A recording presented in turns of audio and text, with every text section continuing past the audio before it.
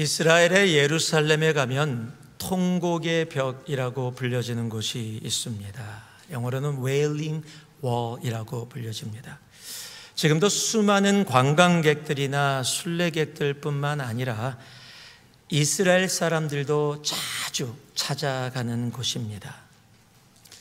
통곡의 벽이라고 불려지듯이 많은 이들이 그곳에 와서 기도하고 정말 눈물로 통곡하는 곳이 바로 통곡의 벽입니다. 이 통곡의 벽은 예전에 있었던 성전을 둘러싸고 있었던 외벽, 즉 성전이 아니라 성전의 외벽의 한 부분인데, 성전이 이쪽에 있고 바로 옆에 이방인의 뜰이라는 곳이 있습니다. 이방인의 뜰의 뒤에 부분, 방향으로는 서쪽 부분입니다. 그 서쪽의 일부분이 남아있는 것이 통곡의 벽이라고 불려지는 곳입니다.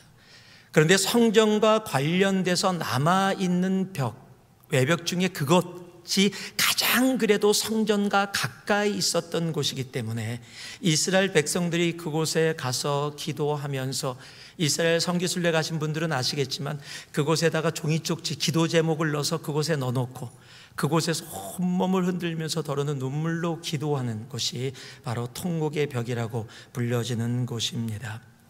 그들이 그렇게 하는 이유가 있습니다. 그것이 수천 년 전이었던 지금이던 이스라엘 백성들에게 가장 중요한 것이 있다면 그것은 성전이기 때문입니다. 이스라엘 백성들은 삶의 중심이 성전입니다.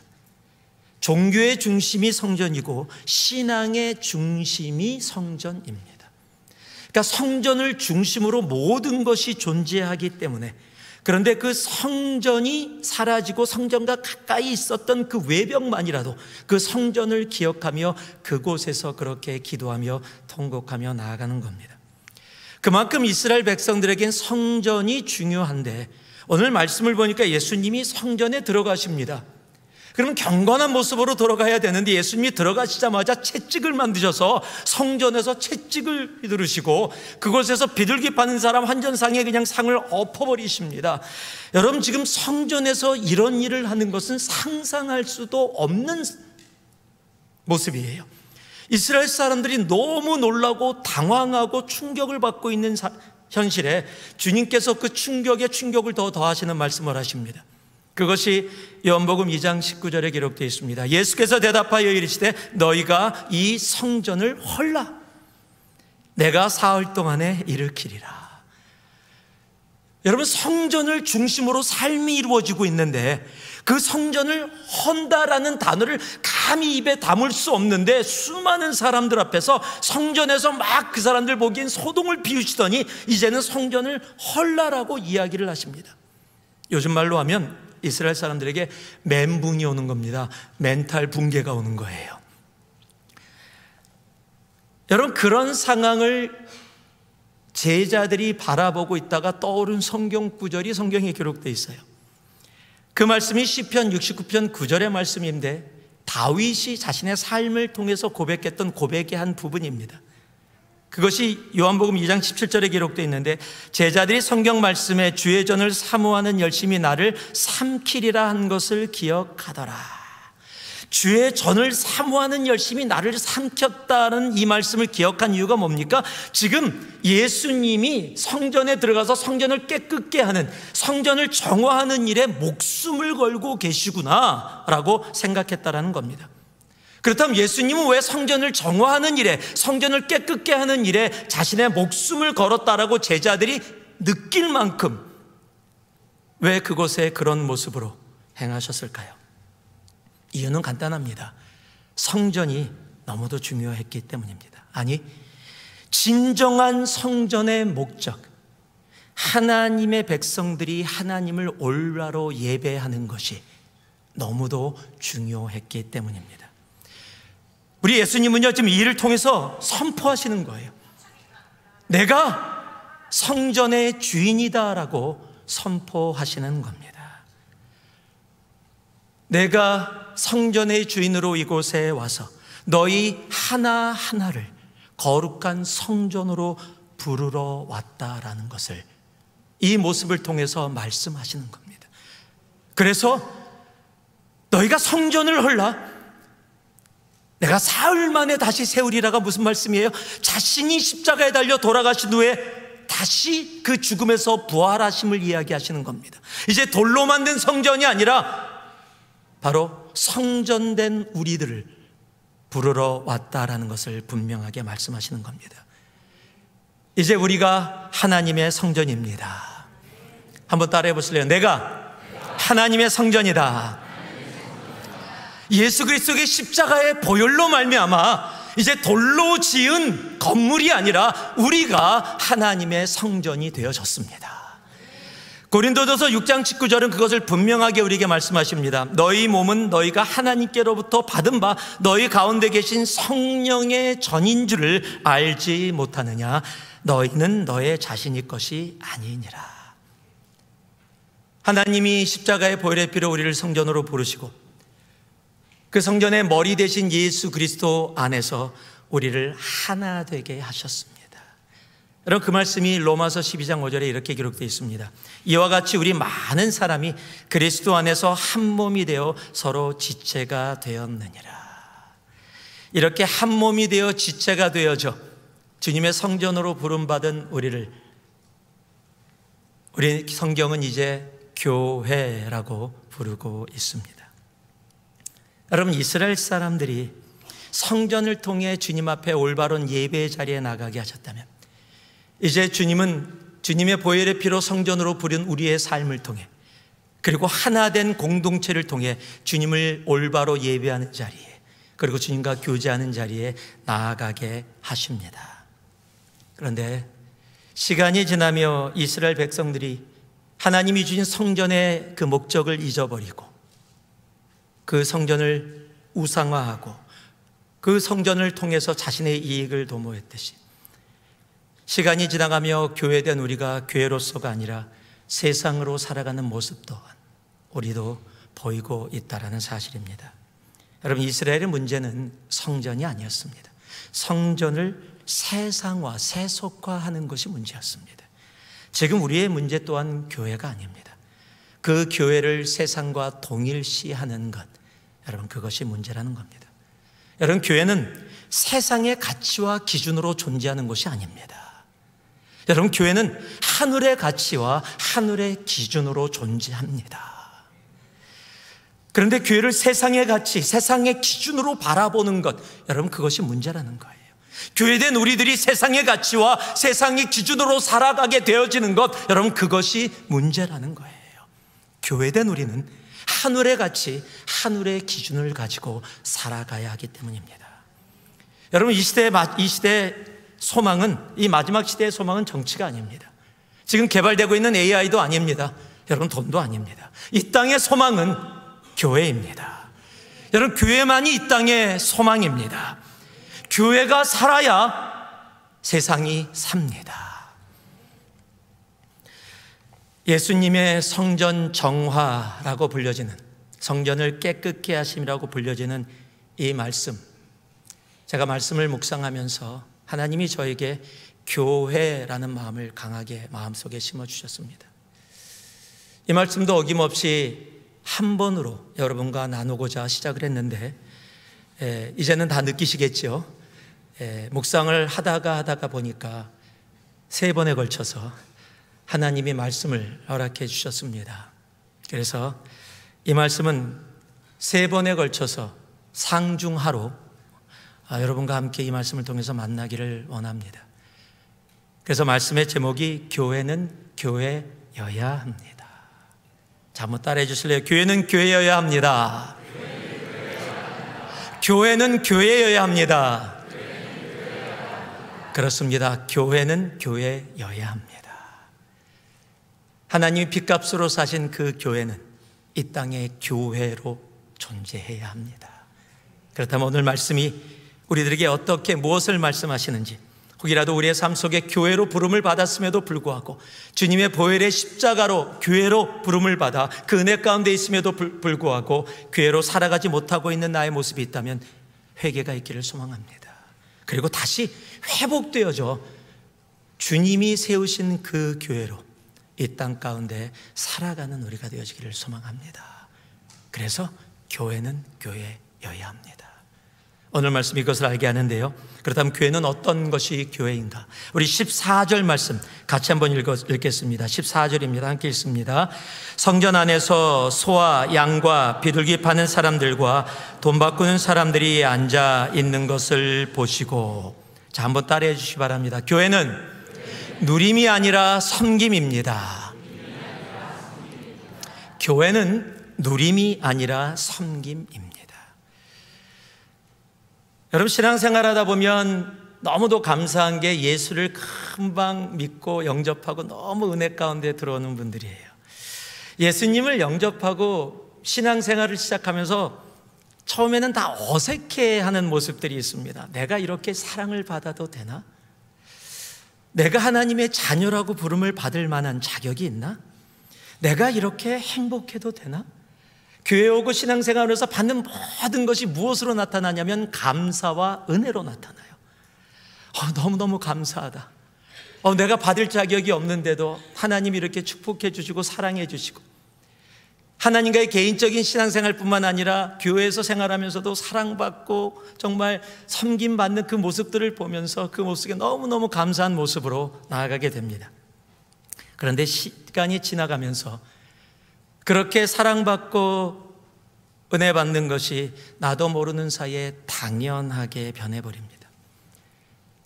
이 정도는, 이렇게 받는 거는 당연한 거 아니야 라는 그런 생각들이 들어오게 되어집니다. 그리고 그 정도에 미치지 못한다고 생각하면 마음이 상해버려요. 내가 교회에서 이런 대우받으면서 살아야 돼? 내가 이런 모습으로 이렇게 하려고 신앙생활하고 있는가? 라고 오히려 짜증내고 마음이 상합니다. 자신만 빼고는 모든 교회가 잘못되고 있다고 생각하기도 합니다. 말씀을 배우고 알아가면서 겸손해지는 것이 아니라 오히려 다른 사람을 판단하고 정죄하는 자리에 들어가게 되어집니다. 그 모습을 성경은 교만이라고 이야기합니다. 오늘 예배를 드리고 있는 여러분들은 어떠세요? 감사와 은혜가 차고 넘치고 계십니까? 예, 3명 감사와 은혜가 차고 넘치고 계신다고 아멘으로 답했습니다. 여러분, 신앙생활을 하면 할수록, 예수 그리스도를 믿으면 믿을수록 여러분, 교회는 감사와 은혜가 내 안에 차고 넘쳐야 돼요. 내가 받을 자격이 없는데 하나님이 이걸 왜 주시지? 내가 지금 이 자리에서 이렇게 살아갈 수 없는 존재인데 하나님이 나에게 왜 이렇게 많은 것으로 나에게 채워주시지? 너무 감사하다. 여러분, 이것이 신앙의 삶의 모습인 거예요.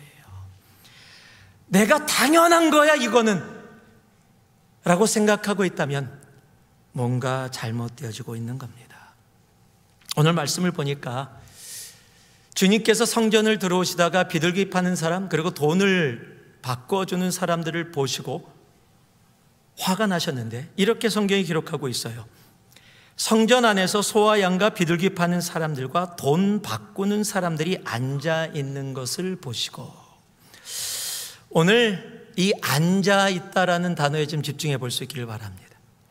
아니, 대체 성전에 그들이 앉아 있는 것을 보시고 왜 화가 나셨을까? 그들은 그곳에 앉아 있으면 안 되나? 왜 앉아 있는 게 뭐가 잘못됐다고 이렇게 주님께서 화가 나셨을까? 여러분, 여기 앉아 있다라는 단어는 헬라어로 카데마이라는 단어입니다. 앉다, 그곳에 머물다, 이런 의미를 갖고 있는 단어인데요, 이 단어의 의미보다는 이 단어가 쓰여진 텐스가 중요합니다. Present Perfect Tense, 현재 분사 완료형으로 적혀 있다는 거예요. 이게 뭐냐면은요, 이 헬라어가 쓰여질 때 지금도 우리가 Present Perfect Tense를 다 알지만 과거에서 시작돼서 현재까지, 지금까지 연결되어지는 지속적인 것을 표현할 때 쓰는 단어입니다. 그래서 현재 분사는 지속적이다라는 겁니다. 즉, 잠시 앉아 있는 것이 아니라 계속해서 앉아 있다라는 겁니다. 처음에 그들이 성전에 어떻게 앉게 되었는지 나름대로 다 각자의 이유가 있을 것입니다. 그런데 어떤 이유에서든지 이제 그 자리가 내 자리가 되어졌다는 사실이에요. 위치 확보가 이루어진 겁니다. 적어도 그 장소는 내 장소이기 때문에 내가 권력을 가진 것을 의미하게 되는 겁니다. 즉, 사람들이 그 자리를 차지하고서 내 것이다 라고 나의 소유가 되어졌다. 이것은 내가 가진 것이다라고 그렇게 누리고 있었다는 사실입니다. 여러분, 처음에는 이들이 하는 일이 다 좋은 의도에서 시작이 됐습니다. 왜냐하면 이스라엘은 성전에 모여서 절기, 즉 제사, 예배를 드리기 위해서 1년에 무려 3번씩 적어도 와야 되는데, 멀리서 여행하는 사람들이 소나 양이나 비둘기 같은 동물을 가져오는 것이 쉽지 않았습니다. 흠이 없는 동물들로 제사를 해야 되는데 가져오다가 흠이 생길 수도 있고 여러 가지 어려운 상황이 있었어요.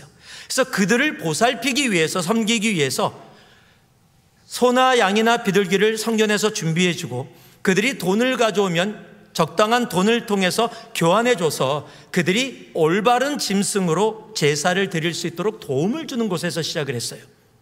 또 돈을 바꿔주는 것도 많은 사람들이 곳곳에 흩어져 있다 보니까 쓰는 곳곳마다 돈이 다르기 때문에 그곳에 와서 같은 돈으로 바꿔주는 일이 필요했습니다. 그래서 돈을 바꿔주는 그런 사람들이 생겨지게 된 겁니다. 그런데 시간이 지나가면서 하다 보니까 뭐가 생기네요. 괜찮네요. 이곳에 있으니까 나에게 오는 것이 있네요 라고 생각이 되어지고, 그것을 경험하게 되어지면서 그곳에 눌러 앉게 되어졌다는 겁니다. 이제는 여기가 내 자리다. 이게 나다. 내가 이 자리가 오기까지 그냥 온 거 아니야. 나도 나름대로 열심히 노력하고 수고했고 나도 헌신했어 라고 생각하게 되었다는 겁니다. 즉, 내 권리를 주장하게 된 겁니다. 다른 이들을 위해 시작했는데 이제는 나를 위해 존재하게 됐다는 사실입니다. 섬김으로 시작해서 누림으로 변질되었다는 사실입니다. 다시 말씀드립니다. 교회는 누림이 아닙니다. 교회는 섬김입니다. 여러분, 주님께서 이 땅에 오시면서 당신이 무엇 때문에 이 땅에 오셨는지를 분명하고 확실하게 이야기해 주십니다. 그것이 우리가 너무도 잘 아는 마가복음 10장 45절입니다. 같이 읽겠습니다. 함께 마가복음 10장 45절 읽습니다. 인자가 온 것은 섬김을 받으려 함이 아니라 도리어 섬기려 하고 자기 목숨을 많은 사람의 대속물로 주려 함이니라. For even the Son of Man did not come to be served, but to serve.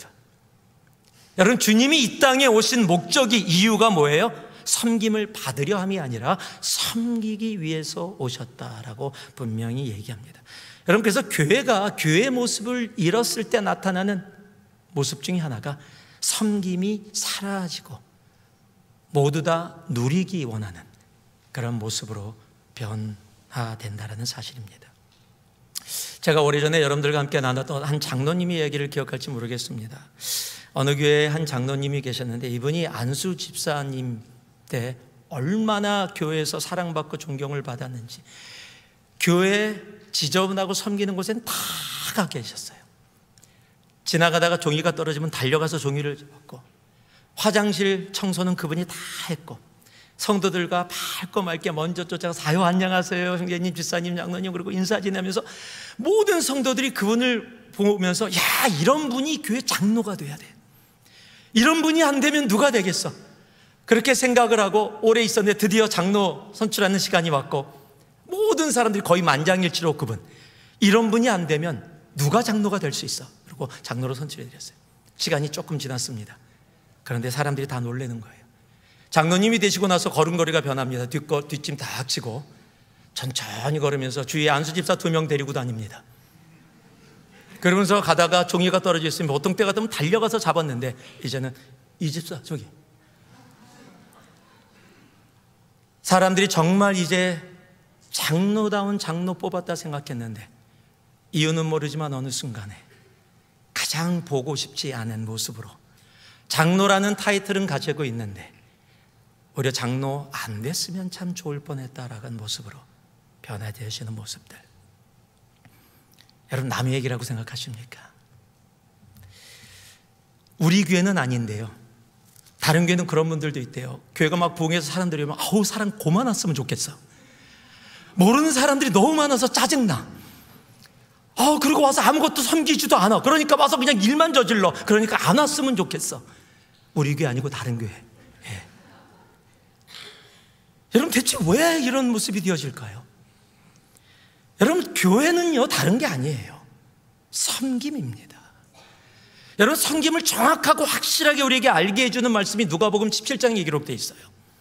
누가복음 17장 7절에서 10절, 우리가 너무도 잘 아는 말씀인데요, 우리가 이 말씀도 같이 한번 읽어봤으면 좋겠습니다. 바로 교회가 이 모습이다라고 주님께서 친히 말씀해 주신 말씀입니다. 함께 읽겠습니다. 너희 중 누구에게 밭을 갈거나 양을 치거나 하는 종이 있어 밭에서 돌아오면 그더러 곧 와 앉아서 먹으라 말할 자가 있느냐? 도리어 그더러 내 먹을 것을 준비하고 띠를 띠고 내가 먹고 마시는 동안에 수종 들고 너는 그 위에 먹고 마시라 하지 않겠느냐? 명한 대로 하였다고 종에게 감사하겠느냐? 이와 같이 너희도 명령받은 것을 다 행한 후에 이르기를 우리는 무익한 종이라 우리가 하여야 할 일을 한 것뿐이라 할지니라. 여러분, 종이 밭에서 열심히 일했어요. 이제 막 너무 피곤해서 집에 들어와서 좀 쉬고 싶은데 주인이 부르더니 밥 차리래요. 피곤한 몸을 이끌고 밥을 차렸더니, 그리고 쉬고 싶은데 무슨 소리냐고 밥상 옆에 서서 시중까지 다 들으라는 겁니다. 서브까지 다 하라는 거예요. 그리고 나서도 감사하다 고맙다 소리를 들을 자격이 없다라는 겁니다. 그런데 그 종이 뭐라고 고백한다고요? 그렇게 하고 나서도 그가 고백하는 고백이 있는데, 나는 무익한 종입니다. 하나님께 부름을 받아서 교회가 되어져서 영원히 죽을 수밖에 없는 존재가 영원한 생명으로 옮겨진 존재가 되어져서 하나님이 우리에게 허락한 인지를 감당하고 살아가는 그 삶 속에서, 여러분, 우리들이 진정으로 교회로서 고백할 고백이 있다면 바로 이 고백이에요. 나는 무익한 종입니다. 여러분, 한번 따라해 보실래요? 나는 무익한 종입니다. 여러분, 나는 무익한 종입니다 따라하면서도 속에서는 나는 그럼에도 조금은 유익한데, 여러분, 교회에서요, 나는 유익한 종이라고 생각하는 사람이 얼마나 많은지 아세요? 내가 유익한 종이기 때문에 나를 안 쓰면 너희 손해지. 내가 이만큼 하기 때문에 나름대로 교회가 이렇게 된 거지. 내가 이만큼 섬겨왔기 때문에 그래도 이렇게 된 거지. 여러분, 이런 생각이 있다면 저나 여러분이나 다 유익한 종이라고 생각하는 거예요. 여러분, 무익한 종은 그렇게 생각하지 않습니다. 나는 무익한 종입니다는 내가 섬기고 헌신하고 희생하고 다 희생했음에도 불구하고, 하나님, 내가 이렇게 섬길 수 있게, 내가 희생할 수 있게, 내가 헌신할 수 있도록 하나님 나를 교회 삼아 주심을 감사합니다. 여러분, 이것이 무익한 종이라는 고백이에요. 여러분, 교회는 누림이 아닙니다. 교회는 섬김입니다. 여러분, 보통 생활 가운데 어른들이 섬깁니다. 아이들이 누립니다. 여러분, 1살짜리 2살짜리 보고 너 설거지 안 했다고 혼내는 부모를 본 적이 없어요. 걔가 어지럽힌 거 다 쫓아다니면서 다 섬깁니다. 그러면서도 아이들이 누리지요. 근데 그 아이들이 자라납니다. 섬겼던 어른들의 모습을 보면서 그들도 이제 섬김의 자리로 나아갑니다. 왜? 또 어린아이들이 있기 때문에. 여러분, 교회가 그런 겁니다. 그런데 평생을 교회를 다니면서 내가 어른이라고 생각하는데도 맨날 누리는 자리만 찾아가는 모습은 아닙니다. 신앙생활을 하면서 예수 믿은 지 오래됐음에도 불구하고 기저귀 차고 다니면서 어른 행세하는 것, 여러분, 그것은 결코 하나님이 원하시는 교회의 모습이 아니라는 겁니다. 하나님이 이 땅에 핏값으로 우리 교회를 세우셨습니다. 교회는 섬김의 자리를 찾아갑니다. 주님께서 십자가의 자리를 찾아가셨듯이 교회는 언제나 섬김의 자리를 찾아갑니다. 교회는 누림이 아닙니다. 교회는 섬김입니다. 우리가 교회입니다. 그 섬김의 자리에 나아갈 수 있는, 그곳에서 감사와 은혜가 차고 넘치는 그 은혜가 있는 이 한 주가 되어지기를 정말 살아계신 예수 그리스도 이름으로 축복합니다. 한 가지를 더 봅니다. 15절에서 16절 말씀입니다. 제가 읽어드릴게요. 노끈으로 채찍을 만드사 양이나 소를 다 성전에서 내쫓으시고 돈 바꾸는 사람들의 돈을 쏟으시며 상을 엎으시고 비둘기 파는 사람들에게 이르시되 이것을 여기서 가져가라. 내 아버지의 집으로 장사하는 집을 만들지 말라 하시니. 자, 한번 또 따라해 주시기 바랍니다. 교회는 이익이 아니라 손해입니다. 교회는 이익이 아니라 손해입니다. 지금 우리는 자본주의 중심의 세상을 살고 있습니다. 여러분, 자본주의의 중심엔 돈이 있고 돈의 중심엔 이익이 있습니다. 그래서 일을 하거나 무엇을 해도 이익을 추구합니다. 만약에 일을 하고 무엇을 하는데 이익을 추구하지 않으면 망할 수밖에 없기 때문에 그렇습니다. 그래서 세상은 이익을 위해서 존재합니다. 그런데 하나님이 세우신 예수 그리스도의 몸된 교회는 이익을 전제로 하지 않는다는 사실입니다. 오히려 손해를 전제로 합니다. 예수님이 이 땅에 오실 때 그가 바로 죽음이라는 손해를 전제로 해서 이 땅에 오셨기 때문입니다. 빌립보서 2장 6절에서 8절을 보면은요, 그는 근본 하나님의 본체시나 하나님과 동등됨을 취할 것으로 여기지 아니하시고 오히려 자기를 비워 종의 형체를 가지사 사람들과 같이 되셨고 사람의 모양으로 나타나사 자기를 낮추시고 죽기까지 복종하셨으니 곧 십자가에서 죽으심이라. 예수 그리스도는 이 땅에 교회를 세우기 위해서 십자가의 죽음의 자리에, 죽음이라는 그 손해의 자리, 그 자리에 오셨다는 사실이에요. 그렇게 교회가 시작되었듯이 여러분, 지금의 교회가 있는 이유도 초대교회 수많은 사람들이 자신의 생명을 주님을 위해, 교회를 위해 내어놓았기 때문에, 그 손해를 기쁨으로 감당했기 때문에 우리가 지금 이곳에서 이렇게 마음껏 예배 드릴 수 있게 되어진 겁니다.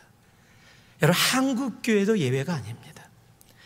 여러분, 조선이라는 아무도 모르는 그 땅에 수많은 선교사님들이 오셔서 자신의 생명을 그 자리에서, 그 생명의 값을 그 한국 땅에 버리고 가셨습니다. 목숨이라는, 생명이라는 손해를 감당하시면서도 조선이라는 땅을 사랑했습니다. 그 땅을 위해 희생했던 사람들 때문에 우리가 오늘 이곳에 있는 겁니다. 얼마 전에 저를 포함해서죠, 31명 형제자매들이 캄보디아 선교를 다녀온 것을 여러분이 아십니다. 돌아올 때 저희들이 국적기를 타고 갔는데, 한국 비행기를 타고 갔는데 한국을 들려서 오는 과정 속에서 10시간이 넘는 시간이 한국에서 머물게 되어졌어요. 그때 공항에서만 10시간이 넘는 시간이 있으면 너무 아까워서 저희들이 공항 밖으로 나갔습니다. 나가서 양화진이라는 곳을 함께 방문했습니다. 양화진은 조선 말기에 한국에 왔던 외국 사람들이 한국 땅에서 죽으면 그들을 묻을 수 있는 세미터리입니다.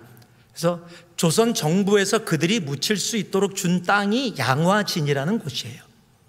그래서 그냥 외국 사람들도 그곳에 묻혀 있지만 그 땅에 수많은 선교사님들과 그의 가족들이 함께 묻혀 있기에 한국교회가 양화진을 굉장히 귀하게 생각하고 바라보고 있습니다. 그곳에 갔더니 그냥 저는 머리로만 듣고 처음 저도 방문했습니다. 네, 우리 그분들의 이야기를 들으면서 지금의 한국이 있기까지, 지금의 우리가 있기까지 얼마나 많은 생명의 값이 지불되었는지 가슴으로 뜨겁게 느낄 수 있는 시간이었어요. 여러분, 한국 선교를 얘기하면 대표적으로 떠오르는 선교사님들이 계십니다. 언더우드 선교사님하고 아펜젤라 선교사님이십니다. 여러분, 그곳에 가면요, 언더우드 선교사님의 무덤뿐만이 아니라 언더우드 선교사님의 아들 그리고 손주까지 3대의 가족의 무덤이 있습니다. 여러분, 한국이라는 땅을 위해서 온 가족이 3대에 걸쳐서 한국에 자신의 생명을 내어놨고요, 누구보다도 한국 땅, 그리고 한국 땅이 주님께 돌아오는 일을 위해 그 생명의 값을 기쁨으로 그 손해를 감당하셨다는 거예요. 그뿐만이 아닙니다. 아펜젤라 선교사님은요, 그곳에 무덤이 없어요. 기념비만 있습니다. 그 이유가 있습니다. 한국에서 섬기시면서 함께 모여서 한국 사람들이 읽을 수 있는 성경을 만들기 위해서 몇몇 사람들이, 선교사님들과 통역에 도와줄 수 있는 사람들이 모여서 함께 회의를 계속해 나갔었어요. 그 중에 한 분이 아펜젤라 선교사님이십니다. 우리가 갖고 있는 성경이 그들의 그 수고와 기도와 노력을 통해서 우리에게 주어지게 된 겁니다. 그런데 그곳에 가기 위해서 배를 타고 내려가다가 풍랑이 일어서 물에 빠져서 돌아가셨어요. 그런데 시신을 찾지 못했습니다. 여러분, 한번 생각해 보세요. 자녀가, 아들이 복음 들고 알지도 못하는 땅에 갔는데, 그 땅에 가서 섬긴다는 것도 좋은데 고생하는 것까지도 감당하겠는데, 그 땅에 가서 순교를 했는데 시신도 찾지 못했어요. 그래서 기념비만 있습니다. 생명을 내어준 그런 손해, 그런 희생이 있었기에 여러분, 한국 교회가 우리가 잘나서 부흥을 맛봤다라고 이야기할 수 없는 그들의 희생과 손해가 있었기에 여러분, 한국 교회가, 그리고 지금 우리들이 이곳에서 이렇게 예배를 드리고 있다라는 사실입니다. 여러분, 여기 연세대학교 나오신 분 계시죠? 이화여대 나오신 분들 계시죠? 나 이화여대 출신이라고 그 드라마에서 그런 얘기도 하고 그러는데요. 네. 여러분, 그 학교가 어떻게 세워진지 아십니까?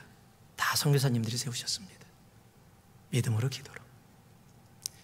여러분, 한국 가서 아프실 때 세브란스 병원 가보신 적 있죠? 선교사님이 세우셨습니다. 우리는 누가 세웠는지, 누가 그렇게 헌신했는지 기억도 하지 못하면서 당연하게 누리고 있는 것들, 그 뒷면에는 자신의 생명의 값과 자신의 젊음을 희생하고 헌신했던, 손해를 기쁨으로 감당했던 사람들의 수고와 노력과 눈물과 생명의 값이 있었기에 우리가 그렇게 누리면서 신앙생활 하고 있는 겁니다. 우리는 그들의 이름도 기억하지 못합니다. 관심조차 없습니다. 그러나 그들의 생명의 값이 있었기에 오늘 내가 있다라는 사실입니다. 여러분, 그런데요, 교회가 시간이 지나가면서 자본주의 사상이 생각이 들어오기 시작했어요. 이익을 추구하게 되어져. 나의 이익. 신앙생활하면서도 나에게 이익이 되는 게 무엇인데, 그것이 꼭 물질의 이익뿐만 아니라 내 삶의 이익을 위해서 손해를 보기 원치 않는 모습들을 마음 아프지만 교회에서도 보게 된다는 사실입니다. 성경에 너무도 잘 아는 부자 청년의 이야기를 우리는 너무도 잘 압니다. 여러분, 부자 청년이 주님께 왜 왔습니까? 영생을 물어보러 왔어요. 영적인 것을 물어보러 왔습니다. 주님이 그를 기쁘게 봤습니다. 모든 율법을 다 지키는 그 열심도 보셨습니다. 그래서 그에게 얘기합니다. 나를 따르라. 그런데 한 가지가 있는데, 너가 가진 모든 물질을 다 팔아서 가난한 사람들에게 나눠주고, 그리고 너는 나를 따르라. 성경은 결과를 이렇게 기록하고 있습니다. 마가복음 10장입니다. 그 사람은 재물이 많은 고로 이 말씀으로 인하여 슬픈 기색을 띠고 근심하며 가니라. 여러분, 영적인 것을 추구한다라고 주님께 왔는데 결국에는 뭐예요? 내가 돈 손해볼 수 없다. 내가 붙잡고 있는 이익을 내려놓을 수 없어서 주님의 따르라라는 그 말씀을 근심하며 떠나게 되어집니다. 여러분, 우리가 살고 있는 이 땅, 돈이 전부이건처럼 보이는 땅입니다. 돈이 세상에서 어떤 것보다 더 중요하다고 여겨지는 그런 곳입니다. 아침에 일어나면 신문에서 누가 세계 넘버원 부자인가, 스탁이 떨어져서 스탁이 올라가서 바뀌었다, 이런 얘기들로 가득하고 다 그렇게 되어지기를 원합니다. 여러분, 그런데요, 바울이 주님을 섬기면서 인생의 마지막 부분에 왔을 때 쓴 마지막 성경에 대한 부분이 디모데전서와 디모데후서입니다. 특별히 디모데후서니까 더 마지막 때 썼지요. 디모데에게 편지를 보내면서 마지막 때가 되어지면 이런 모습들이 있을 텐데 라고 경고를 하는 그런 내용이 적혀 있는 것이 디모데후서 3장입니다. 그런데 많은 얘기를 해요. 마지막 때가 되어지면 부모를 공경하지 않고 여러 가지 내용들을 하는데, 가장 첫 자리에 이렇게 시작을 합니다. 사람들은 자기를 사랑하며 돈을 사랑하며. 마지막 때에 가장 먼저 오는 게 나예요. 나의 행복, 내가 행복하면 되고, 내가 좋으면 되고, 나 언제나 나의 이익이에요. 그리고 그 다음에 뭐라고요? 돈을 사랑해요. 내가 행복하기 위해서 돈 그리고 살아간다는 거예요. 그게 마지막 때의 죄의 모습인데, 그들을 향해서 성경이 뭐라고 경고하고 있어요? 경건의 모양은 있으나 경건의 능력은 부인하니. 교회의 모양은 갖고 있는데 교회의 능력이 그 안에 없다라고 성경은 이야기하고 있다는 사실입니다. 이것이 마지막 때의 죄의 모습이라는 겁니다. 여러분, 교회는 이익이 아닙니다. 손해입니다. 1950년대 에콰도르 아마존 정글의 와다니족에게 미국에 있는 젊은 5 선교사가 그곳을 방문했습니다. 복음을 전하지도 못하고 그들의 창에 찔려 다 순교했습니다. 그 중에 유명한, 우리가 잘 알고 있는 이름 한 명이 짐 엘리엇이라는 선교사입니다. 여러분, 짐 엘리엇 선교사가 살아있을 때 그가 한 말이 하나 있습니다. 영원한 것을 위해 영원하지 않은 것을 버리는 자는 결코 바보가 아니다.